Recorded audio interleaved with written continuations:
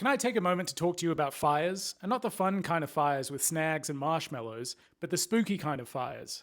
Bushfires. This week, I spoke to South Gippsland Mayor John Schelling, who told me he has noticed both an increase in bush growth from the last 3 to 4 years and a drier climate moving into this summer. In August, Fire Rescue Victoria said record low rainfall had been recorded in the state's west over the last 18 months, extending across west, central, and in southwest Gippsland. This yo-yo effect from wetter seasons to dry seasons is what the director of the Transdisciplinary Fire Centre at the University of Tasmania, Professor David Bowman, calls climate whiplash. He told me rising global temperatures have a lot of knock-on effects, but one of the biggest is fuel dryness, and drier fuels means more extreme fire behavior. Bowman said it's all connected to the capacity of warmer atmospheres to absorb moisture and dry dead fuels out. You're basically getting more energy in the landscape for longer because of these high temperatures. A report on the state of the climate published by the Bureau of Meteorology and the CSIRO states Australia's climate has warmed by an average of 1.51 degrees Celsius since national records began in 1910. The bounce back, or climate whiplash, is where you go from very dry to very wet, says Bowman. It means many areas which were burnt in 2019 to 20 are primed to burn again. We've got landscapes that are recovered and are ready to burn again, even though they were burnt only 5 or 6 years ago. It's quite a sobering scenario. It's because of this whiplash effect that Bowman says we're seeing more intense, more extreme bushfire behavior. The Bowman CSIRO climate report found that rising temperatures would see a continued increase in the number of dangerous fire weather days and a longer fire season for much of southern and eastern Australia. Mayor Schelling told me he's noticed increases in growth throughout Gippsland since the fires in 2021. I can see where they previously slashed underneath the power lines, he said. There are giant 4-foot gum trees there again. We need to see an increase in the slashing and backburning to create safe zones for the public. Bowman said he'd like to see more money spent on research and development to find more effective ways to manage landscapes full of dry fuel loads rather than continued prescribed burning. He told me you can't run on luck.